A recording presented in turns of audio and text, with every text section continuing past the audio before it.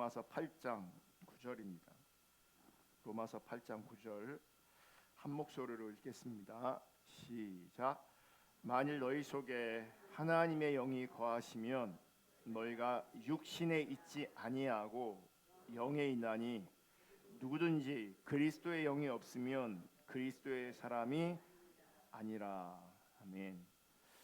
오늘은 참신앙인가 유사신앙인가 13번째 시간입니다. 오늘은 성령의 내주하심과 영분별, 성령의 내주하심과 영분별이라는 제목으로 하나님 말씀 나눌 때에 하나님의 은혜가 우리 모두 가운데 함께할 수 있기를 주님의 이름으로 축복합니다. 더 나아가 하나님의 기준이 정말 선명하게 비춰질 수 있기를 주님의 이름으로 축복합니다. 제가 참신앙인가 유사신앙인가 라는 주제를 가지고 설교하면서 여러분들에게 이런저런 질문들 했고 여러분들은 질문들을 듣게 되셨습니다. 대표적인 질문이 이런 겁니다. 당신은 그리스도인입니까? 당신은 신앙생활을 하십니까? 당신은 교회를 다니십니까? 이런 질문들을 우리가 듣게 되었습니다. 지금 한국 교회는 이런 질문들을 표현은 다르지만 같은 의미의 질문으로 받아들이고 인식합니다. 그러니까 당신은 그리스도인입니까? 교회를 다닙니까? 당신은 신앙생활을 하고 있습니까? 당신은 교회를 다닙니까? 이런 식으로 이해를 하는 겁니다. 그래서 답도 쉽습니다. 교회를 다니고 있기 때문에 네라고 대답합니다. 제가 다른 질문을 또 드리려고 합니다. 당신 안에 성령님이 계십니까? 당신 안에 성령님이 계십니까? 여러분, 지금 당신 안에 성령님이 계십니까? 라는 질문은 조금 전에 언급했던 질문들과는 완전히 성격이 다른 질문입니다. 당신은 그리스도인입니까? 라는 질문은 정체성에 대한 질문이에요. 혹은 이름에 대한 질문이에요. 그리스도인이라는 이름 혹은 정체성. 당신은 신앙생활을 하십니까? 라고 하는 이 질문은 많은 사람들이 교회를 다니고 있습니까? 라는 질문으로 받아들입니다. 그러면 어떤 내용이 되냐면 당신은 종교적 행위를 하고 계십니까? 그러니까 당신은 신앙생활을 하십니까? 라고 하는 질문은 종교적 행위를 하고 계십니까? 라고 하는 질문이고, 당신은 교회를 다니고 있습니까? 라고 하는 질문은 교회 공동체에 참여하고 있는가? 라고 하는 질문입니다. 하지만 당신 안에 성령님이 계십니까? 라는 이 질문은 인격체이신 성령님께서 내 안에 계시는가? 라는 질문입니다. 그러니까 당신 안에 성령님이 계십니까? 라는 이 질문은 앞의 질문들보다 더 본질적인 질문이면서 또한 관계적 질문입니다. 그리스도인이 정체성 혹은 이름에 관한 질문이라면 신앙생활이 어떤 이들에게 종교 행위를 묻는 질문이라면 당신은 교회를 다니냐는 질문은 공동체에 속해 있느냐라는 그런 질문입니다. 관계적 질문이 아닐 수 있다는 얘기예요.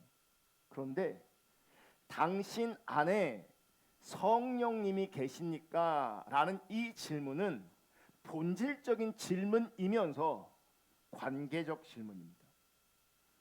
여러분, 기독교 신앙이 단지 인간의 어떤 종교적인 선택을 묻는 것이라면 당신은 신앙생활 하고 있습니까? 교회를 다닙니까? 교회 다니기로 결정했습니까? 신앙생활 하기로 결정했습니까? 이런 질문으로 충분합니다. 그리고 답도 단순합니다. 네 하면 됩니다. 그런데 기독교는 하나님께서 우리를 선택하시고 우리를 구원하시기로 작정하시고 결정하시고 그분이 우리 안에서 행하신 일로부터 시작되기 때문에 당신 안에 성령님께서 계십니까? 라는 이 질문은 근본적이고 본질적이고 관계적이며 더 나아가서 지극히 성경적인 질문입니다. 여러분, 성경을 보면 예수를 믿는 자들에게 성령님이 오셔서 내주하시며 영원히 떠나지 않으신다고 말씀하고 있습니다. 이게 성경이 말하는 바입니다. 그러므로 예수 믿는 사람 안에는 반드시 성령님이 계십니다. 여기서 오해하지 마셔야 되는데 단순히 교회를 다니는 사람 안에 성령님이 계시다는 말이 아닙니다. 종교 행위가 있는 사람에게 성령님이 계시다는 말이 아닙니다. 예수 믿는 사람 안에 성령님이 계신다는 이 말은 예수를 참으로 믿는 사람 안에는 반드시 성령이 계시다는 얘기예요. 제대로 믿는 자들 가운데 예수를 참으로 믿는 자들 안에는 반드시 성령님께서 계시다는 얘기예요. 그리고 그 성령님은 그 사람 안에서 지속적으로 거룩한 일을 행하시는 겁니다. 우리 안에 거하고 계시니까 그분이 그분의 일을 지속적으로 행하시고 그분이 행하시는 그 일은 하나님 관점에 거룩한 일이 되어지는 겁니다. 여러분, 세상에 아무것도 하지 않고 가만히 있는 사람은 한 사람도 없습니다. 하물며 성령님께서 우리 안에 계시는데 성령님께서 계시지 않을 때와 계실 때 아무런 차이가 없다. 여러분, 이게 가능할까요? 예수님을 참으로 믿는 자들 안에는 성령님이 계신대요. 성령님이 계신대요. 그러면 그 성령님이 계실 때와 그 성령님이 계시지 않을 때 차이가 있을까요? 없을까요? 당연히 있겠죠. 10년, 20년, 30년이 지나도록 성령님이 계시다는 아무런 증거나 징후가 내 안에 보이지 않는다면 이게 가능한 일일까? 만약 성령님께서 계실 때와 계시지 않을 때가 아무런 차이가 없다면, 그렇다면 어떻게 성령님이 내 안에 계신다는 것을 내가 말할 수 있는가? 어떻게 알 수 있는가? 교회를 다니냐? 신앙생활을 하냐? 너 그리스도인이냐? 이렇게 물어보면 답이 단순한데, 당신 안에 성령님께서 계신가? 라고 물어보면 완전히 다른 차원의 질문이 되는 거란 말이에요. 그분이 내 안에 계시다면, 인격체이신 살아계신 성령님께서 내 안에 계시다면 그분이 계실 때와 그분이 없을 때 차이가 분명히 있어야 된다고요. 근데 있는지 없는지 모른다면 있는 걸까요? 없는 걸까요? 있는지 없는지 모른다면 있을 가능성이 클까요? 없을 가능성이 클까요? 없을 가능성이 크겠죠. 당신은 그리스도인입니까? 라고 하는 질문은요, 사실은 당신 안에 성령님께서 계십니까? 라는 질문과 같은 질문이에요.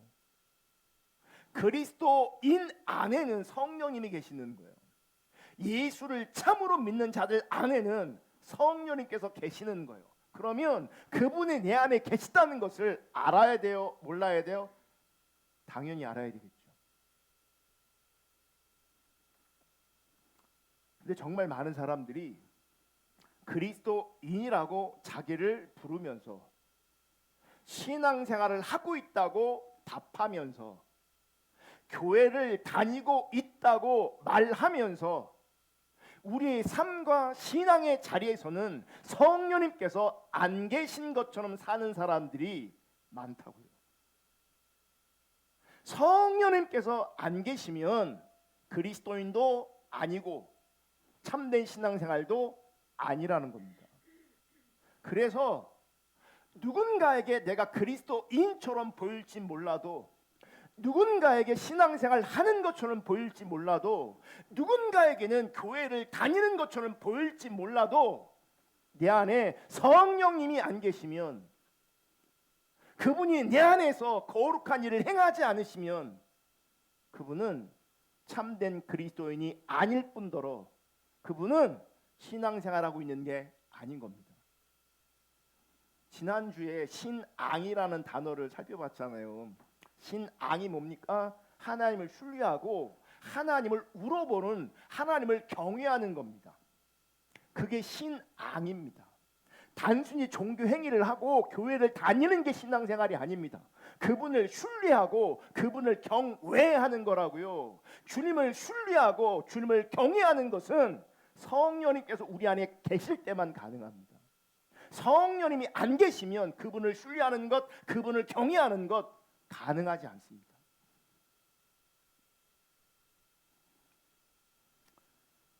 지난 시간까지 우리는 거룩한 참신앙의 감정에 대해서 나누었습니다.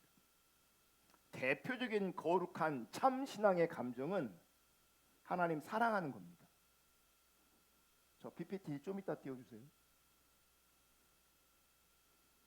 하나님을 경외하는 겁니다. 하나님을 향한 갈망이 있는 겁니다.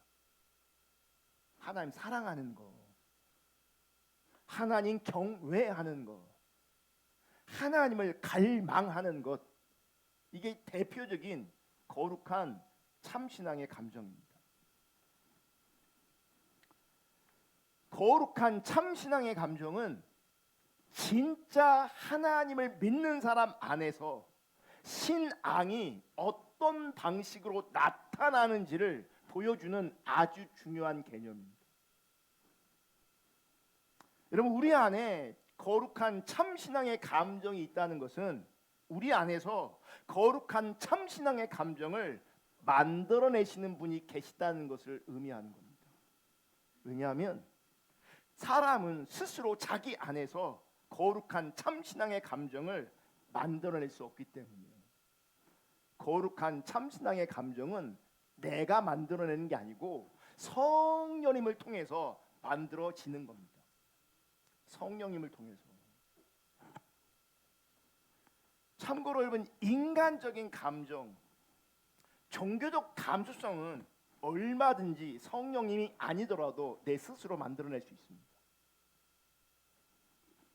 얼마든지. 그래서 얘를 구별하지 못하면 많은 사람들이 혼돈 가운데 있습니다. 자신을 정확하게 진단하지 못합니다. 거룩한 참신앙의 감정, 즉 하나님을 사랑하고 경외하고 그분을 갈망하는 감정은 내가 만들어내는 감정이 아니고 성령님께서 주시는 감정이라고요. 성령으로 말미암는 감정이라고요. 우리가 절대 만들어낼 수 없어요. 내가 만들어낼 수 없다고요. 흉내낼 수는 있어요. 인간적인 감정으로, 종교적 감수성으로 흉내낼 수는 있어요. 그런데 인간이 만들어낸 그 감정과 성령으로 말미암은 거룩한 참신앙의 감정은 완전히 구별되는 겁니다. 그러므로 거룩한 참신앙의 감정을 가지기 위해서 나름 우리가 사모하고 애쓰고 노력하는 것도 분명히 필요하지만, 그럼에도 불구하고 더 중요한 게 뭐냐면 거룩한 참신앙의 감정은 성령으로 말미암은 중생의 결과라는 사실을 우리가 분명히 알아야 되는 겁니다. 단순히 신앙을 통해서 내 마음에 평안한 감정을 추구하고 신앙을 통해서 어떤 안정감을 추구한다면 그 평안과 그 안정감은 실제든 실제가 아니든 거룩한 참신앙의 감정이 아닙니다. 성경이 말하는 거룩한 참신앙의 감정은 살아계신 하나님을 알아갈 때, 살아계신 하나님을 아는 그 지식에 의해 우리 가운데 불러 일으켜지는 겁니다. PPT 띄워주시면, 거룩한 참신앙의 감정은 성경이 말하는 하나님을 알게 될 때, 이론으로 하나님을 아는 게 아니라 성경이 말하고 있는 인격체이신 그분을 알게 될 때, 그리고 그리스도를 통해 하나님을 알게 될 때, 내 안에 하나님을 사랑하는 마음이 일어나고, 그래서 내가 보지 못한 그리스도를 사랑하게 됩니다. 이전에 좋아하고 즐거워하던 그 모든 것이 무가치하게 여겨집니다. 왜요? 내가 하나님을 알아가서 하나님을 사랑하니, 즉 하나님이 나에게 최고의 가치가 되니, 예전에 내가 가치 있게 여겼던 것들은 가치 없게 느껴지는 거예요. 무슨 말인지 알겠어요? 하나님 말고 내가 이 땅의 어떤 것들을 여전히 가치 있게 여긴다면 그분은 하나님을 모르는 거예요. 하나님을 모르니 하나님을 향한 거룩한 참신앙의 감정이 일어나지 않는 거죠. 거룩한 참신앙의 감정이 일어나지 않으니 하나님을 향한 갈망, 경외, 사랑, 이런 것들이 우리 가운데 일어나지 않는 거예요.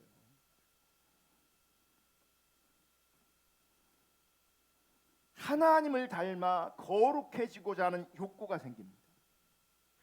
거룩한 참신앙의 감정이 하나님을 알아갈 때, 내 삶의 목적과 내 존재 이유는 하나님이라는 사실을 알게 됩니다. 내가 왜 존재하는가? 내가 왜 살아야 되는가? 그 이유가 뭐라고요? 하나님이라고요. 그걸 알게 된다고요. 거룩한 참신앙의 감정은. 그래서 때때로 사슴이 시냇물을 찾기에 갈급한 같이 하나님의 은혜를 갈망하게 되는 거죠. 왜 하나님의 은혜를 갈망하냐면 그분이 내 삶의, 내 존재의 이유이기 때문에 그래요. 그분이 내 삶의 존재 이유인데, 그분이 목적인데, 그분이 인식되지 않으면 그분을 향한 목마름과 배고픔과 갈망함이 막 일어나는 거예요. 그분이 없으면 내가 죽을 것 같은 거예요. 즉 성경이 계시하는 살아계신 하나님을 아는 지식에 의해 거룩한 참신앙의 감정이 내 안에서 불러 일으켜지는 겁니다. 그러니까 하나님을 알 때에, 하나님을 알아갈 때에 그분을 향한 거룩한 참신앙의 감정이 우리 가운데 회복될 뿐만 아니라 일으켜 세워지는 겁니다. 따라서 거룩한 참신앙의 감정은 우리가 가지고 싶다고 해서 가질 수 있는 것이 아닙니다. 여러분, 이 거룩한 참신앙의 감정이 내 안에 없다, 무슨 말이냐? 우리가 하나님 모른다는 겁니다. 하나님을 모르니 감정이, 이 거룩한 감정이, 참신앙의 감정이 일으켜지지 않는 거예요. 모르니까. 모르는데 어떻게 이 감정이 세워지겠어요? 이 거룩한 참신앙의 감정은 성령으로 말미암은 중생의 결과로 하나님께서 주시는 마음이고, 하나님을 알아가면서 더 주시는, 부어지는 마음인 겁니다. 거룩한 참신앙의 감정을 설명하면서 팔복을 언급한 때가 있었습니다. 여러분, 주님께서 말씀하시는 산상수훈의 팔복, 심령이 가난한 자는 복이 있나니, 애통한 자는 복이 있나니, 온유한 자는 복이 있나니, 마음이 청결한 자는 복이 있나니, 어떤 사람들은 마음이 가난한 자는 복이 있다고 하니, 애통하는 자는 복이 있다고 하니, 이걸 법으로 받아들이는 거예요. 법으로. 그래 자기가 마음이 가난해지려고 하고, 스스로 애통해지려고 하고, 스스로 온유해지려고 합니다. 이게 뭐야? 법으로 작동되고 있는 거야. 법으로. 그러면 이 법으로 인식해서 가난해지면 가난해질 수 있는가? 내가, 내 심령이 법으로 받아들여서 애통하고 싶으면 애통해지는가? 법으로 받아들여서 온유해지고 싶으면 온유해지는가? 팔복은 그런 성격이 아니라고요. 산상수훈의 팔복은 법이 아니라 예수 믿는 사람, 중생한 사람, 그 안에 성령님이 계시는 사람의 특징을 말하고 있는 거예요. 진짜 믿음의 사람이라면, 참 신앙이라면 마음이 가난하고 애통하고 온유한 이런 특징들이 열매로 나타난다는 거예요. 애쓰고 힘쓴다고 심령이 가난해지는 게 아니고, 애쓰고 힘쓴다고 애통해지는 게 아니고, 애쓰고 힘쓴다고 온유해지는 게 아니라고요.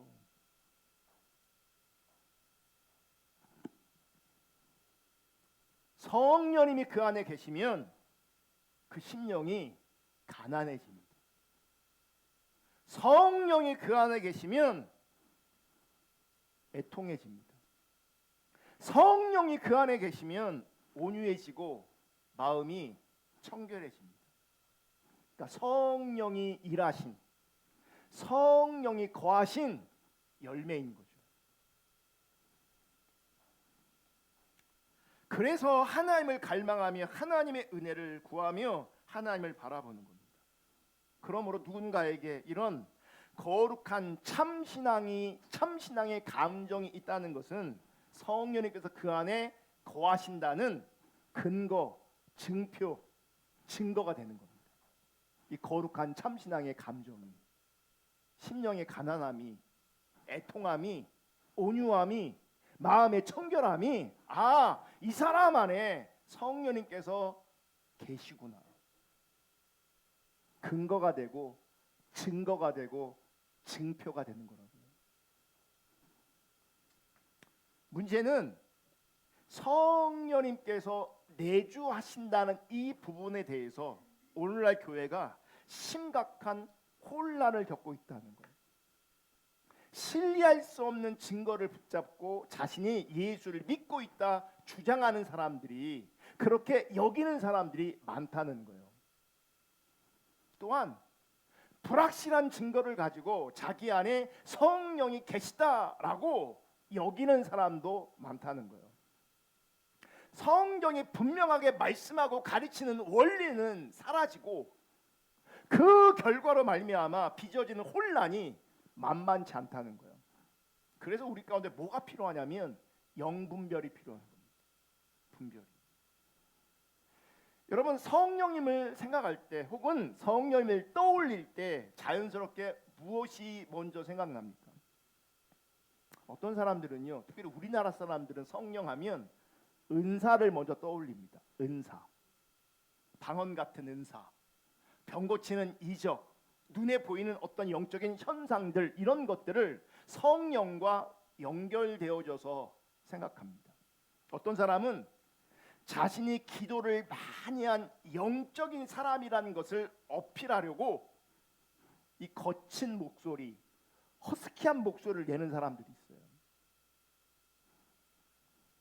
여러분, 이런 것들이 먼저 떠오른다면 성령님을 인격적으로 잘 알지 못하는 겁니다.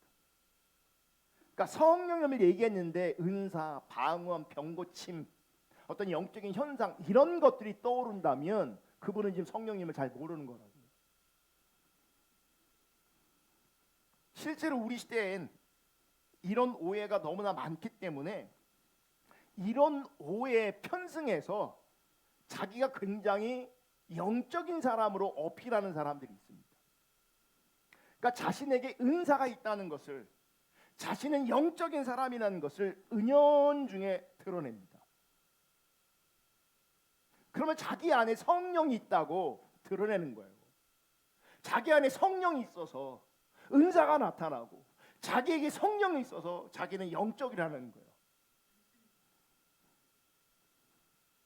그리고 어떤 사람들은 자신이 영적인 사람이라는 것을 은근히 드러내는 게 아니라 노골적으로, 의도적으로 드러냅니다. 여러분, 이런 사람들은 거짓 신앙일 가능성이 굉장히 큽니다. 거짓 신앙. 만약 여러분 주변에 자신에게 은사가 있고 자신은 영적인 사람이고 그렇게 자기 스스로를 어필하는 사람이 있다면 여러분 그 사람을 멀리하셔야 합니다. 그 사람 상대하시면 안 됩니다. 왜냐하면 그 사람은 매우 위험한 사람이에요. 지금 성령님을 잘 모르는 사람이에요. 성령님에 대한 오해가 있는 사람이에요. 성령님에 대한 오해가 있기 때문에 은사를 가지고 자기를 영적인 사람으로 어필하고 있는 거예요. 은사를 가지고 자기가 영적이라고 생각하는 거예요.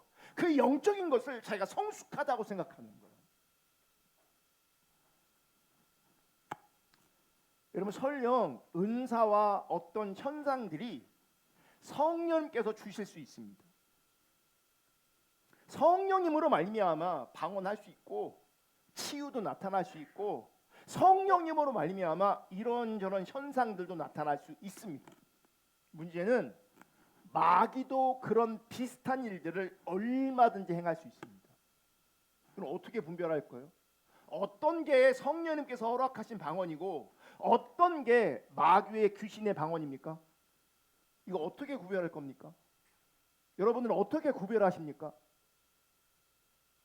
내 방언이 성령께 주신 방언이라고 어떻게 확신합니까? 우리가 얼마나 자기 중립적이라면 자기한테 나타나는 건 다 성령이 주신 거고요. 내가 꼴 보기 싫은 사람한테 나타나는 건 마귀 방언이고 뭐 하나님이 주신 게 아니라고 생각하는 경향성도 있어요. 그리고 나에게 나타나는 건 의심하지 않습니다. 다 성령님께서 주신 거라고 생각해요. 자기에게 나타나면 그게 얼마나 자기 중립적이에요. 성령님께서도 방언이나 은사나 이런저런 현상들을 허락할 수 있지만 마귀도 그런 비슷한 일들을 얼마든지 행할 수 있습니다. 그래서 다른 종교나 사이비 이단 집단에서도 이런 현상들은 얼마든지 일어나고 있습니다. 실제로 영적인 역사에는 마귀가 만들어낸 모조품이 많습니다. 여러분 세상의 모든 모조품은 모두 귀하고 가치 있는 것들을 흉내내는 겁니다. 귀하지 않은 것을 흉내내는 것은 없습니다. 귀하기 때문에 가치 있기 때문에 흉내내는 모조품이 만들어지는 겁니다. 그러므로 성령님께서 할 수 있지만 성령의 역사일 수 있어요. 성령의 역사는 가치 있는 것이기 때문에 누가 모방하냐면 사단이 모방하는 겁니다. 비슷하게.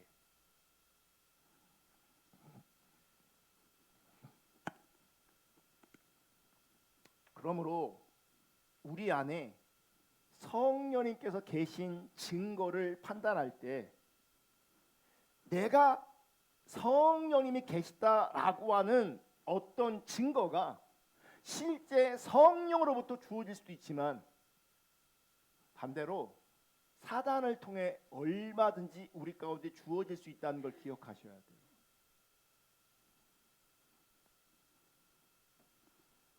그리고 마귀가 도무지 흉내낼 수 없는 것을 성령의 참된 증거로 받아들여야 됩니다. 그러니까 방언이나 뭐 은사나 어떤 현상들 성령을 통해서 주실 수 있다고요. 근데 얘를 사단도 흉내낼 수 있다고요. 그러면 진짜 내 안에 성령께서 계시다는 증거는 지금 나열한 것들이 아니라는 거예요. 여러분 마귀가 만들어낼 수 있는 것은 생각보다 진짜 많습니다. 제가 방언 얘기했는데 이런 방언은요 우리 기독교 안에만 있는 게 아니에요. 기독교 안에만 일어나면 기독교의 특징이라고 말할 수 있겠지만 이 방언의 현상은요 다른 종교에도 있습니다. 이단 사이비들도 방언합니다. 그 모양 똑같아요. 모양이 다르지 않아요. 스타일이 다르지 않아요. 내 방언과 그들의 방언이 다르지가 않다고요. 어떻게 구별할 건데 그러면 내 방언과 통일교에서 하는 방언이 신천지에서 하는 방언이 그러니까 다른 종교에서 하는 방언이 어떻게 구별되냐고요. 다른 종교에서 이단들에게도 병 고치는 일, 기적 일어납니다. 더 나아가서 그들에게는요 공중 부양, 몸이 떨리고 진동하는 현상, 이게 빈번하게 나타납니다. 우리는 이런 현상이 빈번하게 안 일어나잖아요. 빈번하게. 제가 가끔 진동 있는 분들을 확인해요. 이렇게 보면 있어요. 근데 지금 언급하는 진동이 아니라 조는 분들이에요. 완전히 근본적으로 다른 거예요. 근본적으로. 방언이 귀할 수 있고 이런저런 현상이 나타날 수도 있습니다. 하지만 모든 방언이, 모든 현상이 성령의 역사는 아닐 수 있다는 거예요. 반대로 거짓 아비인 사단의 역사일 수도 있다는 겁니다. 여러분, 어떤 교회에서 혹은 기도원에서 정기적으로 집회를 합니다. 부흥회를 합니다. 그런데 그 집회에서 어떤 사람이 방언이 터졌습니다. 방언이. 그러면 오늘날 교회는, 오늘날 기도원은요, 어떻게 받아들이는 줄 아십니까? 방언을 해. 그럼 다 일제히 모든 사람들이 성령님께서 허락하신 방언이라고 받아들입니다. 다. 모두가 다. 사실은 중요한 게 뭐냐면 그 사람이 방언을 받은 게 중요한 게 아니에요. 그 사람에게 방언이 터진 게 중요한 게 아니에요. 이게 더 중요한 게 뭐냐면 그 사람이 복음을 제대로 들었는지, 복음에 제대로 반응했는지, 복음을 제대로 이해했는지, 그래서 그가 바르게 회개했는지, 그 복음의 지식으로 말미암아 하나님을 바르게 믿게 되었는지, 그 사람 안에 구원 얻는 참된 믿음이 있는지를 살펴야 됩니다. 근데 이런 거 안 살핍니다. 그냥 방언이 터진 것으로 기뻐합니다. 방언이 터진 것으로 우리 교회가 하나님의 은혜가 넘치는 교회라고 인식합니다. 그 방언이 터진 사람은 하나님의 은혜를 받은 것이고, 그 사람은 구원을 받은 사람은 그 방언 터진 것 때문에.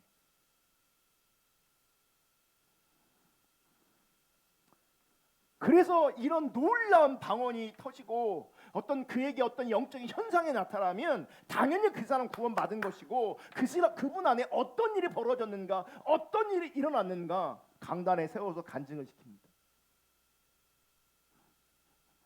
실제로 이런 일이 교회에서 많이 일어납니다. 방언 말고 특별한 현상을 체험했다고 해도 마찬가지입니다. 여러분, 그런 일 속에 얼마든지 마귀가 활동할 수 있습니다. 거짓의 아비인 마귀에게 속이는 일이 얼마든지 우리 기독교 세계 안에서, 교회 안에서 일어나고 있습니다. 실제로. 과거 어떤 교단에서는 방언을 참된 믿음과 성령을 받은 증거라고 받아들였습니다. 지금도요, 그렇게 이해하고 그렇게 방언을 받아들이는 사람들이 아직도 많습니다. 여러분, 방언이 참된 믿음의 증거가 아닙니다. 방언이 참된 구원의 증거도 아닙니다. 근데 방언이 참된 믿음의 증거로 작동되니, 참된 구원의 증거로 작동되니 방언이 엄청나게 강조되어지고, 그렇게 하다 보니 방언이 터져야 되는 거예요. 방언을 할 수 있어야 되는 거예요. 그러다 보니 방언을 연습시킵니다. 방언을 훈련까지 시킵니다. 어떤 신학생은, 어떤 목사님은 또 교인들이 우리 전사님이, 우리 목사님 방언을 못한다고 어떻게 목사가, 전사가 방언도 못하냐고. 그런 사람들은요, 참된 신앙의 증거를 방언으로 이해하고 있기 때문에 그걸 요구하는 거고요, 방언하지 못한 믿음 없는 걸로 치부하는 겁니다. 그분이 이렇게 했대요. 기도 시간에 주기도문을 헬라어로 했대요. 기도 시간 헬라어로 주기도문을 외웠대요. 기도 시간에. 그랬더니 주변에 사람들이 그러대요. 우리 전사님, 우리 목사님 방언이 터졌다고. 방언한다고. 웃기는 거죠. 우리 시대의 많은 사람들이 성령으로 방언할 수 있지만요, 성령이 아닌 중언부언하는 사람들이 굉장히 많습니다. 여러분이 기도할 때 아무 생각 없이 하나님의 임재 없이 그냥 방언을 기도하면 방언하지 마십시오. 그냥 또렷하게 내 이성을 동원해서 한국말로 또박또박 하나님께 내 생각과 내 마음에 있는 것들을 올려드리는 게 훨씬 더 낫습니다. 하나님께 집중하지 않으면서 랄랄랄랄랄랄랄랄 이러고 있으면 그 기도 아니에요. 그게 방언이 아니에요. 그게 기도가 아니에요. 그게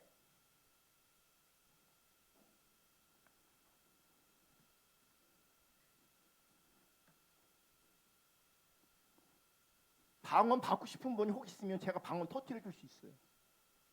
할 수 있는데 안 하는 거예요. 불러놓고요, 마이크 갖다 내놓고 등짝을 때리면서 할렐루야, 크게 할렐루야, 할렐루야, 반복해, 할렐루야, 할렐루야, 더 빨리 막 하잖아요. 그럼 나중에 입이 돌아가요. 그럼 그게 방언이에요? 코카콜라 계속 반복하잖아요. 이 혀가 꼬여요. 그럼 그게 방언이에요? 그딴 방언 받아서 뭐 할 건데?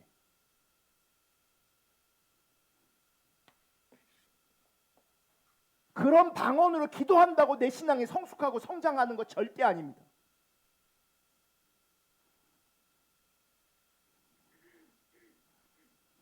신앙이 진리를 추구해야 되는데 신앙이 현상을 추구하는 왜곡이 일어나는 거예요. 왜곡이. 방언뿐 아니라 몸에서 기이한 현상이 나타날 수도 있습니다.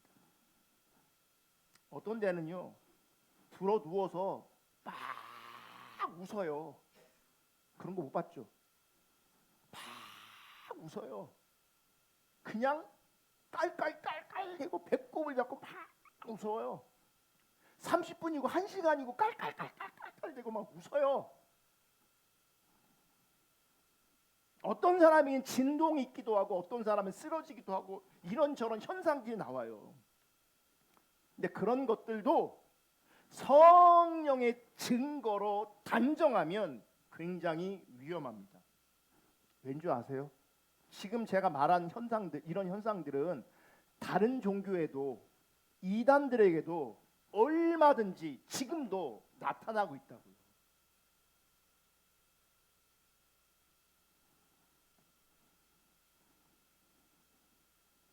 100번 양보해서 이런 현상이 성령님께서 주신 것이라 할지라도 그럼에도 불구하고 그 현상이 참된 신앙과 성령이 내 안에 내주하시는 증거로 단정할 수는 없습니다.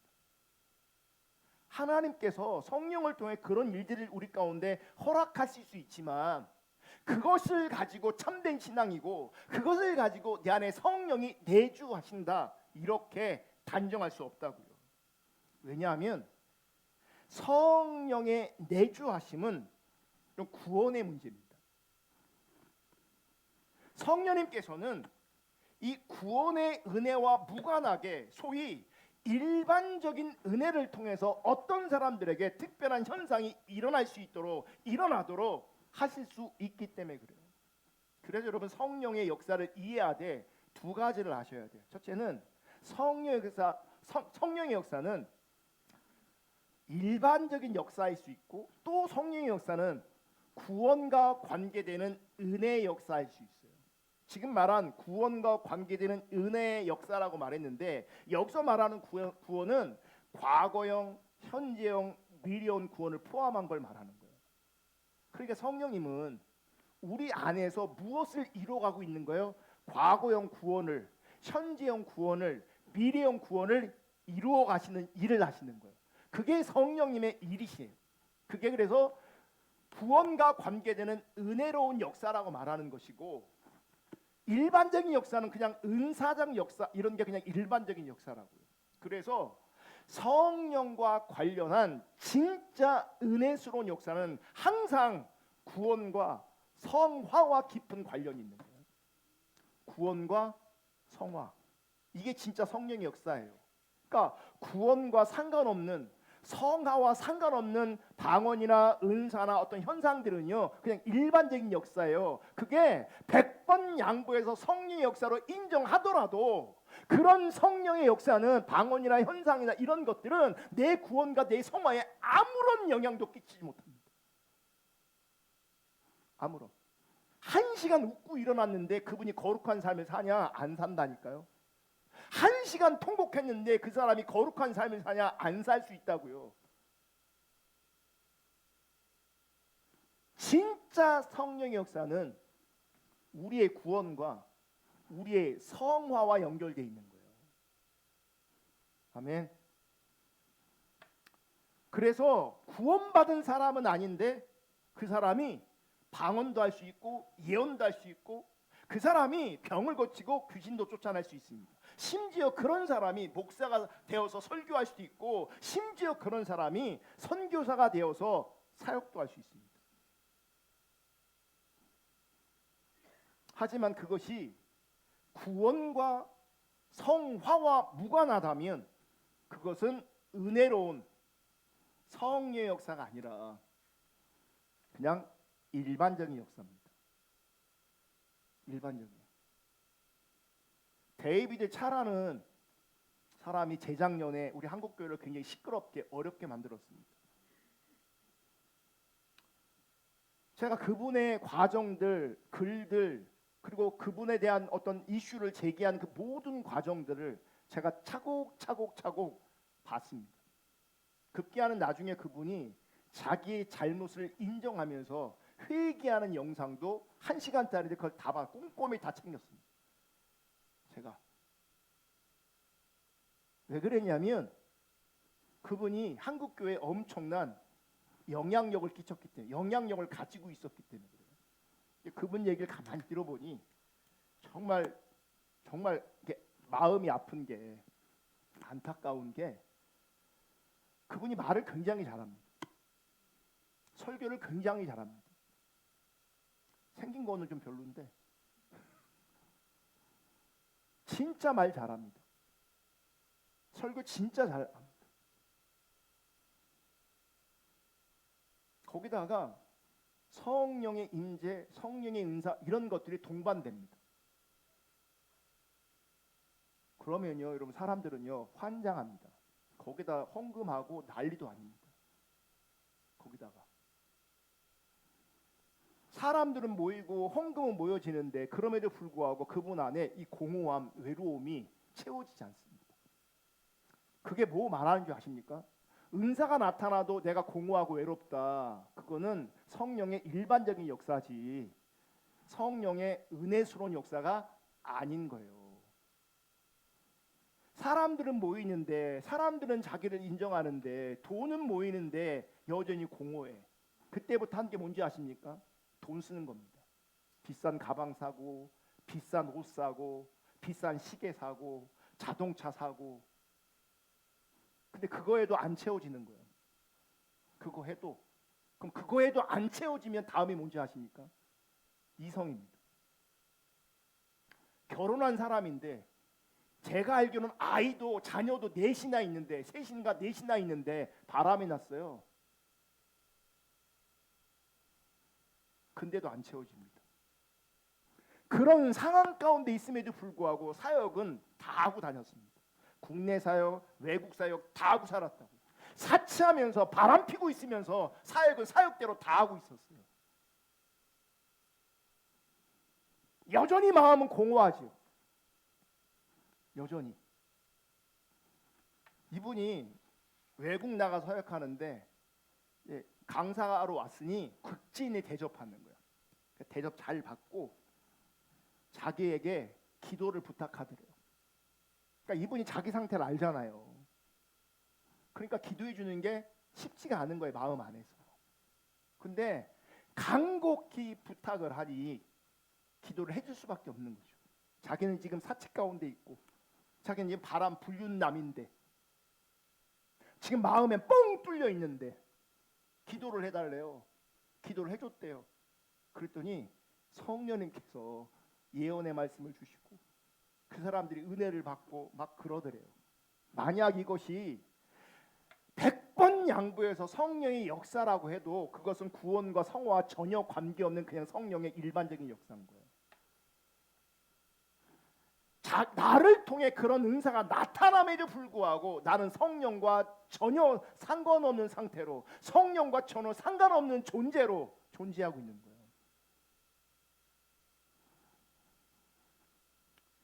성경을 보시면 성경에도 이렇게 구원의 은혜와 성화의 은혜와 무관하게 주시는 성령의 일반적인 역사가 기록되어 있습니다. 대표적인 예가 사울 왕이에요. 사울 왕이 다윗을 죽이려고 합니다. 다윗이 사무엘이 있는 라마나요스로 도망갑니다. 사람을 보냅니다. 사울이 못 잡아오잖아요, 다윗을. 그래서 결국은 자신이 직접 라마나요스로 찾아갑니다. 사무엘상 19장 23절 24절 사울이 라마나요스로 가니라 하나님의 영이 그에게도 임하시니, 뭐가 임해요? 하나님의 영. 여긴 분명히 하나님의 영이에요. 성령이 임했어요. 누구에게요? 사울에게. 지금 사울은 뭐하러 왔어요? 지금 다윗을 죽이려고 한단 말이에요. 지금 그러면 하나님의 역사에 지금 사울은 반하고 있단 말이에요. 하나님의 역사를 대적하고 있는데, 그럼에도 불구하고 그런 사울에게도 하나님의 영이 임해요. 그가 라마나요스에 이르기까지 걸어가며 예언을 하였으며, 하나님의 영이 그에게 임하니 어떻게 합니까? 예언을 합니다. 예언은 자기 말을 하는 게 아니죠. 적어도 하나님 관점의 말을 하게 되었어요. 24절 그가 또 그의 옷을 벗고 사무엘 앞에서 예언하며 하루 밤낮을 벗은 몸으로 누웠더라. 그러므로 속담에 이르기를 사울도 선지자 중에 있느냐 하니라. 예언을 하니까 저 사람 선지자냐, 이런 얘기를 듣는 거예요. 지금 성령님께서 주권적으로 사울에게 임재하시는 거예요. 주권적으로. 그런데 보세요. 성경은 하나님의 영이 사울에게 임했다고 해서, 혹은 사울이 예언을 했다고 해서 사울을 참된 신앙인으로, 구원받은 하나님의 사람으로 그렇게 인정하지 않습니다. 그렇게 인정하지 않습니다.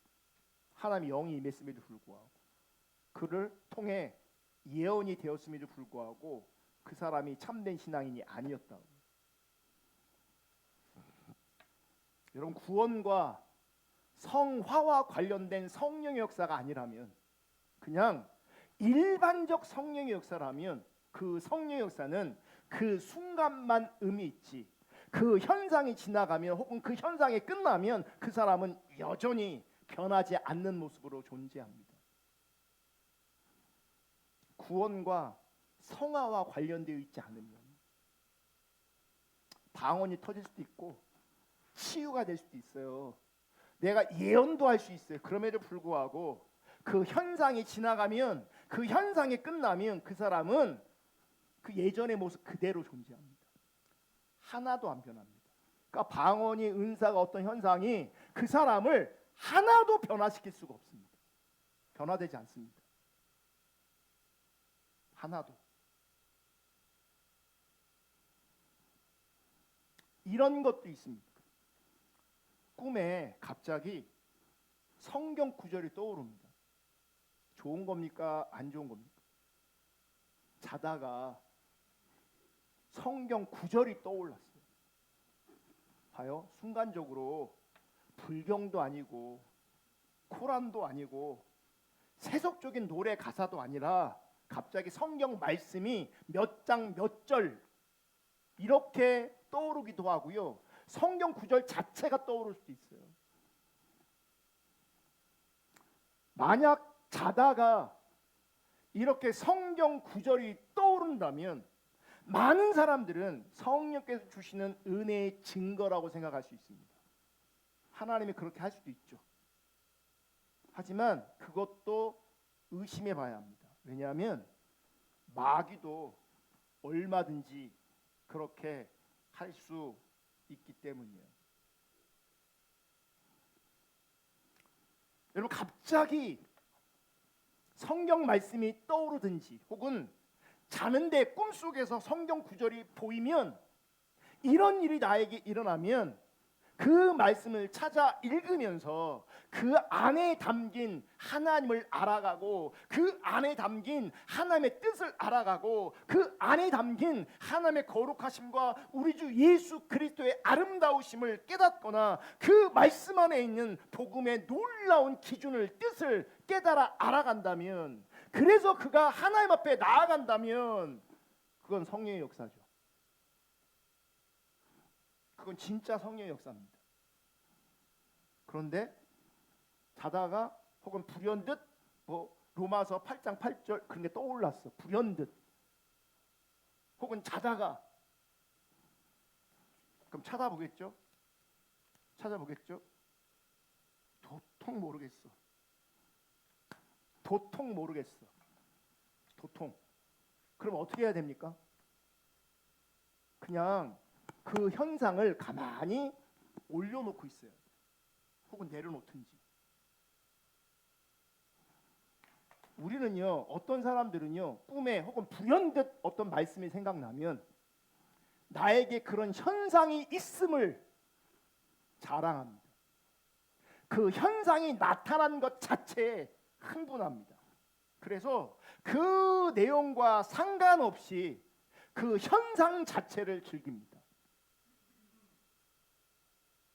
하나님 말씀이 생각났다고, 하나님 꿈에 이런 말씀을 주셨다, 꼭 주셨다고 표현합니다. 말씀을 주셨대, 하나님께서. 근데 왜 주셨는지를 모르겠대. 무슨 뜻인지 무슨 의미인지 모르겠대.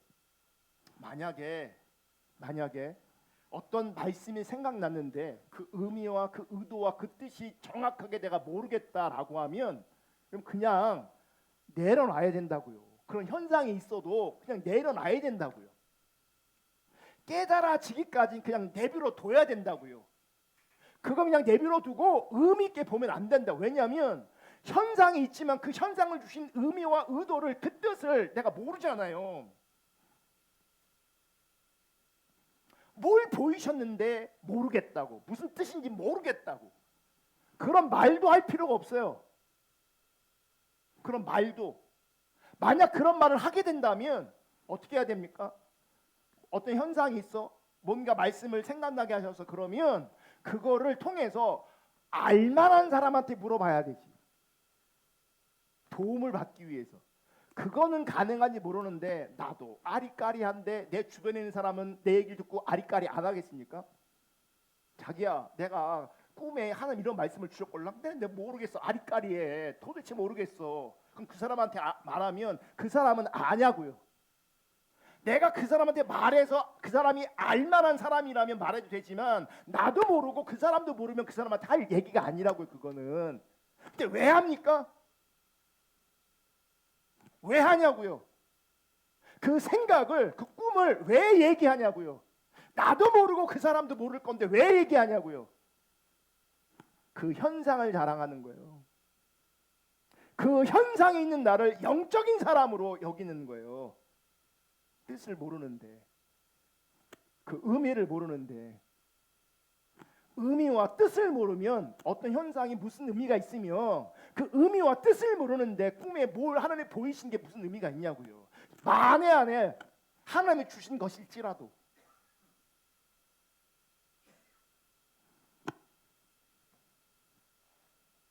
많은 사람들이 성경이 사용되고 성경이 인용되니 믿음 없는 사람은 속는 거예요. 그런 현상 때문에 자기를 영적인 사람으로 여기는 거예요. 그런 현상 때문에 자기를 성숙한 사람으로 여기는 거예요.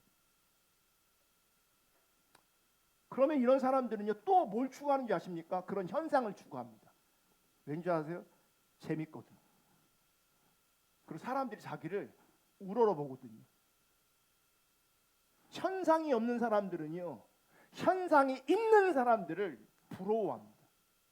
현상이 없는 사람들은 현상이 있는 사람들을 영적인 사람으로 봅니다. 그러니까 그런 사람들은 자꾸 그런 걸 가지고 어필합니다. 내가 뭘 느꼈어, 뭘 봤어, 뭘 깨달았어, 이런 거 자꾸 어필합니다. 영적인 사람이라는 거. 근데 도리어 그런 사람들이 마귀에게 이용당하기가 쉽습니다. 마귀가 갖고 놀기가 쉽다고요. 왠지 아십니까? 꿈 하나 띡 던져주면 그거 갖고 이제 노는 거예요. 이제 그거 굉장히 영적인 사람으로 스스로를 간주하게 되고, 그 영적인 현상이 무엇과 이어지냐면 자기 의와 이어지는 거예요. 자기가 영적인 사람이에요. 여러분, 이런 영적인 현상은요 절대로 하나님 주신 게 아닐 수 있습니다. 그리고 은혜도 아닙니다. 하나님께서는 구원받지 못한 사람에게 어떤 성경 구절이 떠오르게 하셔서 그 사람이 그 현상에 의지하여 이런 영적인 현상이 있는 자기가 구원받은 자녀라고 거짓 확신에 이르도록 성령은 그렇게 인도하지 않습니다. 현상을 가지고 확신하게 하지 않습니다. 성경이 말하는 확신은요 관계에서 일어납니다. 관계에서 열매로 나타납니다. 여러분, 성령의 일반적인 역사가 분명히 있습니다. 하지만 마귀가 하는 거짓 역사는 더 많습니다. 그러므로 우리는 절대로 은사나 현상을 추구하시면 안 됩니다. 그러면 미혹되기 쉽습니다. 주변에 은사가 있다고 영적인 사람이라고 해서 그 사람한테 기도받으면 안 돼요. 그 사람의 은사가 그 사람의 영적이라고 말하는 것이, 표현되어지는 것이 어떤 경우 혹은 많은 경우 그냥 성령의 일반적인 역사일 수 있어요. 그건 의미가 없다니까요. 그 사람에게도 의미 없지만 그 사람에게 기도받는 나도 의미가 하나도 없는 거예요. 현상이 나타날 수 있어요. 근데 그 현상이 본질이 아니라고요. 그 현상이 그 사람을 변화시킬 수 없다고요. 구약 성경에 발람이라는 사람도 있습니다. 이 발람이라는 사람은 마귀의 거짓 역사를 보여주는 대표적 인물입니다. 발람 많은 예언을 했습니다. 심지어는요 예수 그리스도에 대한 예언까지 한 사람이에요. 그렇지만 성경은 발람을 거짓 선지자로 소개하고 있습니다. 거짓 선지자의 대표로 소개하고 있습니다. 예언을 많이 했다니까요. 이 예언은 일반적인 성령의 역사, 예수 그리스도에 대한 예언도 했다니까요. 이것도 일반적인 성령의 역사 가운데 속해 있어요. 발람에게는. 근데 그는 거짓 선지자였어요. 베드로후서 2장 15절 다 같이 읽습니다. 시작. 그들이 바른 길을 떠나 미혹되어 부올의 아들 발람의 길을 따르는도다. 그는 불의의 싹을 사랑하다. 자, 바른 길을 떠나 미혹되었다. 그러면서 미혹됨을 설명할 때 누구 예를 듭니까? 발람의 예를 듭니다. 발람을 어떻게 소개하냐면 발람은 불의의 싹을 사랑했다 이렇게 소개하고 있어요. 유다서 1장 11절 공동 번역으로 볼 건데 다 같이 읽습니다. 시작. 그들은 화를 입을 것입니다. 그들은 가인의 길을 따라갔고 발람처럼 돈을 탐내다가 잘못에 빠져들었으며 고라처럼 반역하다가 멸망하고 말았습니다. 발람은 거짓 선지자였어요. 근데 발람을 소개할 때 어떻게 소개합니까? 돈을 탐내다가 잘못에 빠졌다. 이런 발람은요 예언하는 능력이 분명히 있었습니다. 하지만 이런 현상들, 이런 은사들이 분명히 있었음에도 불구하고 발람은 하나님이 아니라 말씀이 아니라 돈을 더 사랑했던 사람이에요. 그래서 그는 미혹되었고 그래서 그는 타락했습니다. 여러분, 성령님은 이런 발람 안에 거하시지 않습니다. 거하실 수 없습니다. 은사가 나타날지 모르지만 예언할지 모르겠지만 성령님은 그 안에 계시지 않는다고요. 여러분, 어떤 사람에게 영적인 역사와 신비적 역사가 나타납니다. 실제입니다. 그런데 그 사람이 돈도 사랑합니다. 그러면 그 사람의 본질은 영적인 게 아니고요. 돈을 사랑하는 게 그 사람의 본질입니다. 영적인 게 그의 본질이 아니에요. 여러분 어떤 사람에게 성령의 능력이 나타나는 것처럼 보입니다. 그런데 그 사람이 자기 중심적이라면 그 사람의 본질은 자기 중심적인 겁니다.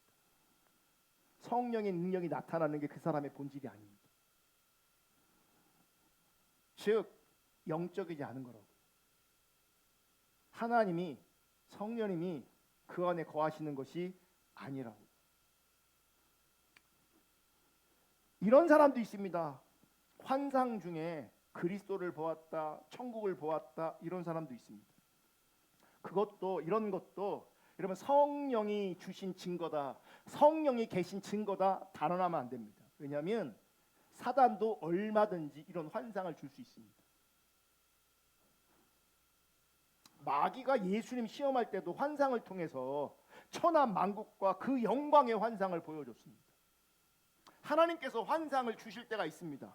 많은 선지자들, 사도 요한, 사도 베드로, 사도 바울에게 환상을 주셨습니다. 근데 그 환상은 항상 무엇과 연결됩니까? 하나님의 뜻과 하나님의 기준과 연결되어 있습니다. 근데 사단도 이걸 흉내낸다니까요. 환상을 줘요. 환상을 줘요. 근데 사단이 주는 환상은요, 우리의 구원과 우리의 성화와 또 하나님의 뜻과 하나님의 기준과는 상관이 없습니다. 요한일서 4장 1절 다 같이 봅니다. 시작. 사랑하는 자들아 영을 다 믿지 말고 오직 영들이 하나님께 속하였나 분별하라. 많은 거짓 선지자가 세상에 나왔습니다. 영을 다 믿으면 안 돼요. 오직 영들이 하나님께 속했는가 하나님께 속하지 않았는가 뭐하래요?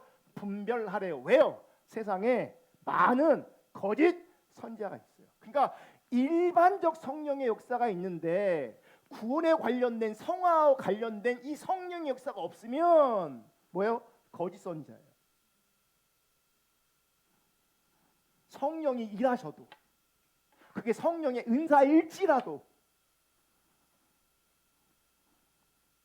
하나님께서 말씀으로 우리에게 그에 대한 기준을 주셨으므로 마귀에게 속지 않기 위해서 우리 각자가 말씀을 통해서 더 분별해야 합니다. 아멘. 정말 많은 사람들이 영적인 일 때문에, 현상 때문에, 은사 때문에 미혹되고 넘어지는 사람이 정말 많습니다. 거짓된 신앙 감정이 진짜 거룩한 참신앙의 감정보다 더 사람을 흥분시키고 더 부추기고 더 뜨겁게 하는 일이 우리 시대에 허다합니다. 뜨겁다고 열정적이라고 은사가 현상이 나타난다고 그게 진짜라는 보장이 아니라는 거예요. 가짜는요 진짜보다 더 진짜 같습니다. 이단들 보세요. 그들의 열심은요 우리가 따라갈 수가 없어요. 열심만. 근데 그런 열심이 어떻게 가능하냐?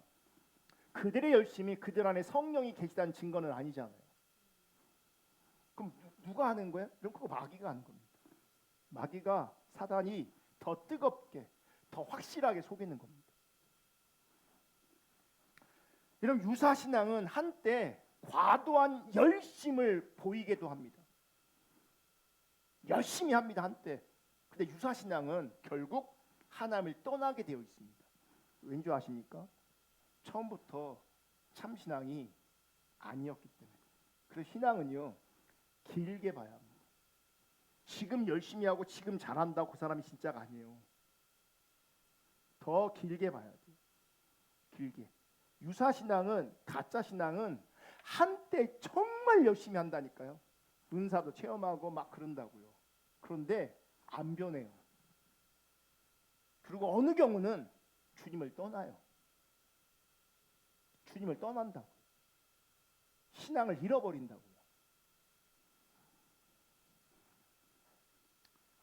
오늘날 많은 교회가 사람들에게 은혜라는 감정을 느끼게 하려고 이런저런 많은 시도들을 합니다. 그래서 사람들로 하여금 은혜를 받은 것처럼 유도합니다.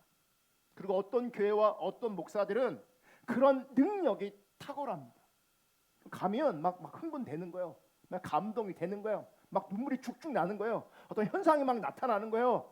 그러면 사람들은 분별력이 없으면 다 거기에 빠지게 돼 있어요. 눈물을 주룩주룩 흘렸는데 현상이 나타났는데 문제는 뭔지 아십니까? 구원과 성화와 전혀 관련이 없다고요. 삶의 자리에서. 그게 진짜 성령의 역사일지라도 내가 안 변한다고요. 그러면 그 사람은 그 안에 성령님이 계신 거예요? 안 계신 거예요? 안 계신 거라고요. 여러분, 이런 현실 속에서 성경의 가르침을 바르게 이해하고 분별하는 것은 어느 때보다 중요합니다. 마지막으로 성령님이 계신 확실한 증거가 아님에도 불구하고 많은 사람들이 오해하는 것 중에 하나가 뭐냐면 능력 있는 사역이에요. 막 능력이 나타나는 거예요. 그럼 능력이 다 배후에 하나님이 계신 게 아니에요. 오늘날 능력이 나타나면요 사람들이 엄청 따라다닙니다. 엄청. 요한복음 6장 70절 71절 예수께 대답하실 때 내가 너희 12를 택하지 아니하였느냐 그러나 너희 중에 한 사람은 마귀니라 하시니 이 말씀은 가룟 시몬의 아들 유다를 가리키심이라. 그는 12 중에 하나로 예수를 팔 자라라. 지금 가룟 유다는요 누구예요? 뭐라고 표현하고 있어요? 너희 중에 한 사람은 마귀라고 표현하고 있어요. 근데 가룟 유다도 다른 제자들과 함께 주의 이름으로 병을 고치고 주의 이름으로 귀신 쫓는 사역을 했단 말이죠. 근데 그의 정체성은 마귀였어요. 외적으로 능력 있는 사역을 한다는 것 자체가 성령이 계시는 증거는 아닐 수 있다는 거예요. 요한복음 13장 27절에는 사단이 가룟 유다 안에 들어갔다 이렇게 표현해요. 능력을 행했음에도 불구하고. 마태복음 7장 22절부터 23절 그날에 많은 사람이 나더러 이르되 주여 주여 우리가 주의 이름으로 선지자 노릇하며 주의 이름으로 귀신을 쫓아내며 주의 이름으로 많은 권능을 행하지 아니하였나이까 하리니 그때 내가 그들에게 밝히 말하되 내가 너희를 도무지 알지 못하니 불법을 행하는 자들아 내게서 떠나가라. 여기서 있었던 사람들은요 이게 다 성령의 역사라고 하더라도 그냥 일반적 성령의 역사였던 거예요. 성령이 그 안에 내주하시는 역사가 아닌 거예요. 성령의 역사일지라도 귀신을 쫓아내고 권능을 행하고 하는 것들이 일반적 성령의 역사 가운데 속할지 모르지만 은혜스러운 우리의 구원과 우리의 성화와 관련된 성령의 역사가 아니라면, 즉 성령이 우리 안에 내주하시는 역사가 아니라면 이런 사람들도요 불법을 행하는 거래요. 하나님 앞에서는. 이렇게 성경이 분명하게 말씀하고 있음에도 불구하고 여전히 많은 사람들은 어디에 능력이 나타난다가 하면 우르르 갑니다. 왜 이런 일이 벌어질까? 영적으로 무지하기 때문에 그래요. 분별력이 없기 때문에 그래요. 그럼 우리가 무지하잖아요. 우리가 영적 분별력이 없잖아요. 영분별을 못하잖아요. 그러면 마귀가 활동할 수 있는 문을 내 안에서 활짝 열어버리는 겁니다. 내가 문을 열어놓으니 뭐예요? 심심하면 꿈에 못 아파요. 뭐 어떤 현상을 집어넣고 막 이렇게 하는 거죠. 네. 사단이가 사단한테 놀아나고 있음에도 불구하고 자기는 성령의 사람이고 내 안에 성령이 계시다고 주장하는 거예요. 여러분 정말 심각하게 나 자신의 신앙이 진리에 기초하고 있는지 말씀에 기초하고 있는지 그 진리와 말씀을 통해서 하나님을 내가 아는지 하나님을 알아가고 있는지 분명히 점검할 수 있기를 주님의 이름으로 축복합니다. 내가 이런 참신앙 위에 세워있지 않으면 말씀 위에 진리 위에 세워져 있지 않으면 사단에게 속기가 너무 쉽습니다. 그래서 우리 가운데 정말 중요한 것은 말씀을 통해서 하나님을 제대로 알아가며 복음을 제대로 알아가며 하나님의 말씀을 제대로 알아가는 것이 우리 가운데 절대적으로 필요합니다. 아멘. 그래서 교회는 하나님의 말씀을 가르치는 일에 전념해야 합니다. 교회의 아주 중요한 기능 중에 하나가 뭐냐면 하나님 말씀을 가르치는 겁니다. 하나님 말씀을 가르치지 않으면 그 교회는 교회가 아닌 겁니다. 우리는 교회로서 하나님의 말씀을 배우고 확실한 일에 거하셔야 합니다. 그리스도를 알아가는 지식에 자라가야 합니다. 이게 참된 신앙입니다. 이렇게 그리스도를 알아가는 지식에 자라가지 않는데 현상이 나타난다, 은사가 나타난다, 그럼 사단에게 속는 겁니다. 방언하면 뭐하고 예언하면 뭐하고 어떤 현상이 나타나면 모르게 뭐하겠어요. 주님을 알아가는 것에 자라가지 않는데 참된 성령님께서 우리 안에 계시다는 증거가 특징이 나타나지 않는데 여전히 그 사람이 변하지 않는데 그러면 성령님이 계신 것을 우리가 어떻게 확신할 수 있는가? 성령님이 계신 것을 확인할 수 있는 참된 증거는 무엇인가? 다음 주에 이 부분 다루겠습니다. 찬양하고 기도하겠습니다. 이어서 할 줄은 놀랬나 보네.